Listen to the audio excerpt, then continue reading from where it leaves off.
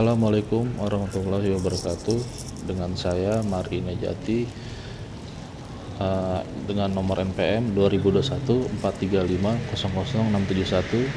Di sini saya ingin mempresentasikan tentang sistem pakar pemilihan cloud provider pada CVKS menggunakan metode forward chaining.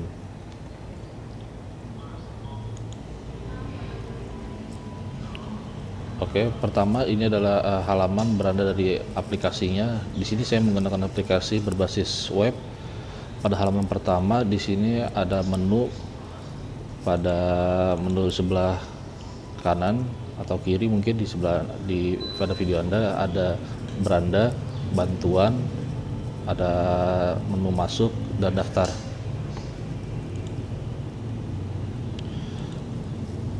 Untuk menu bantuan sendiri berisi tentang sistem ya, penjelasan tentang sistem dan pemilihan dan kenapa sistem ini dibuat ya. Lalu di sini juga Anda bisa melihat bahwa kami menyediakan data 5 cloud provider dan berdasarkan 30 kriteria. Oke, mungkin kita langsung saja masuk. Bisa masukkan admin, namun untuk sebelum kita masuk admin, ada 2 tipe login pada aplikasi ini, yaitu adalah login admin dan login user. Pertama kita akan memasukkan login admin dengan passwordnya admin.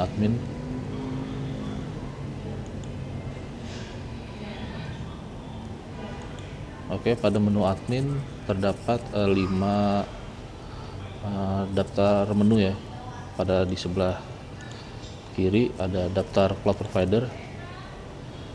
Daftar cloud provider ada di sini kita masukkan ada AWS, ada Microsoft Azure, ada Google Cloud Platform, ada DigitalOcean, dan ada Linode. Di sini kita bisa tambah providernya dengan kriteria dan preferensinya. Kita juga bisa melakukan edit. Oke, kita bisa melakukan edit pada daftar AWS-nya sendiri, ataupun kita bisa menghapus salah satu dari daftar cloud provider yang ada. Oke, lalu pada menu kriteria di sini ada 30 kriteria yang sebelumnya saya bicarakan, dan kriteria ini sendiri bisa ditambahkan sesuai dengan keinginan Anda. Namun di sini saya akan menampilkan hanya 30 kriteria saja, yang dimana antaranya ada butuh auto scaling, high availability, anggaran terbatas, dan keamanan tingkat enterprise, dan lain-lain. Mungkin saya tidak akan menjelaskan secara keseluruhan untuk 30 kriteria tersebut ya. Lalu di sini ada relasi.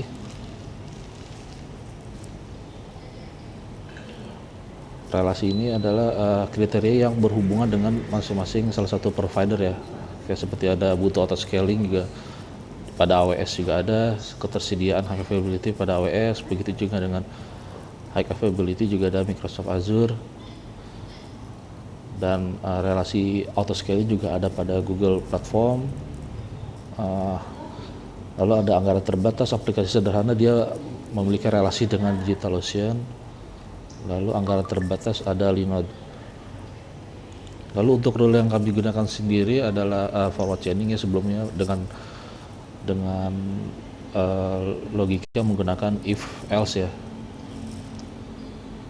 Untuk cara kerja sendiri, misalkan kita butuh auto scaling, lalu kita membutuhkan ketersediaan high availability, kebutuhan big data, membutuhkan machine learning, traffic penggunaan tinggi, membutuhkan CDN, lalu ada integrasi IoT, ada compute tinggi, ada butuh API gateway, dan butuh serverless, maka sistem akan merekomendasikan AWS atau Amazon Web Service. Begitu juga dengan rule yang lainnya ya, yang akan mengarah kepada 5 provider yang ada pada daftar. Oke, berikut ini adalah contoh bukan contoh ya, ini adalah pertanyaan yang Anda harus jawab untuk menentukan cloud provider mana yang sesuai dengan kebutuhan Anda. Misalkan Anda butuh auto scaling ya, lalu ketersediaan high availability kita jawab ya juga. Kebutuhan big data tidak, butuh machine learning tidak, keamanan tingkat enterprise ya, integrasi dengan Microsoft 365 tidak, apakah butuh Kubernetes ya, apakah enterprise support dibutuhkan ya, apakah penyimpanan data besar tidak, apakah anggaran terbatas ya, apakah preferensi open source ya, apakah aplikasi sederhana kita bisa pilih ya, apakah startup tahap awal kita bisa pilih ya, apakah optimasi untuk Linux kita bisa pilih ya, lalu apakah workflow microservice pilih ya, apakah butuh migrasi mudah ya, apakah aplikasi e-commerce tidak. Maka dari semua pertanyaan ini setelah kita jawab akan merujuk kepada hasil pemilihan suatu cloud provider sesuai dengan sistem ya. Di sini sistem yang terpilih adalah DigitalOcean dengan tingkat kesesuaian sebesar 70%. Untuk hasilnya sendiri kita bisa cetak dan print.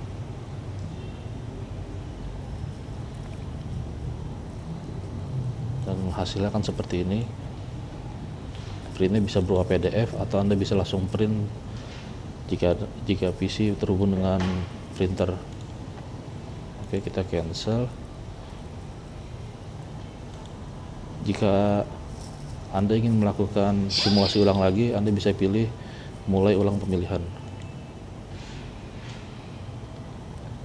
Oke. Berikut adalah isi dari untuk login admin ya. Selanjutnya kita logout, kita masuk. Sebelumnya kita daftar dulu. Kita coba nama random ya untuk login sebagai user. Namanya hari, passwordnya pun hari. Oke, kita login sebagai hari dan hari, masuk ke sistem.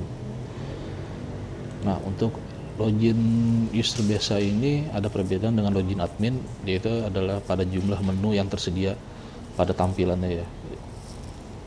Kalau untuk login admin terdapat 5 menu, sedangkan untuk login user terdapat 3 menu pada pemilihan cloud, kriteria, dan konsultasi. Namun setiap menu ini memiliki batasan yang tidak seperti pada admin bisa melakukan tambah dan hapus, sedangkan pada user login tidak ada fitur tersebut. Dan untuk konsultasinya sendiri sama dengan user admin. Kita bisa mengisi pada pertanyaan yang ditampilkan oleh sistem dengan menjawab ya atau tidak, maka akan merujuk kepada suatu rekomendasi dari cloud provider sesuai dengan kebutuhan yang Anda inginkan. Oke, mungkin kita logout dulu sebentar. Lalu kita masuk ke sistem database cloud provider sendiri. Pada aplikasi cloud provider sendiri, di sini ada 5 tabel ya. Ada tabel admin yang berisi user, untuk login ada diagnosa. Diagnosa ini berisi cloud provider yang nantinya akan bisa ditambah pada user admin. Ada gejala ini adalah kriteria dari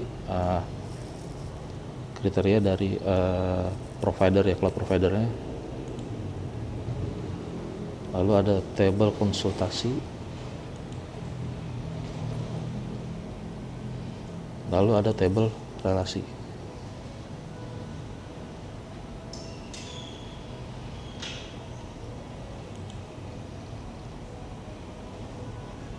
Table konsultasi sendiri kenapa dikosong, karena ini adalah table yang digunakan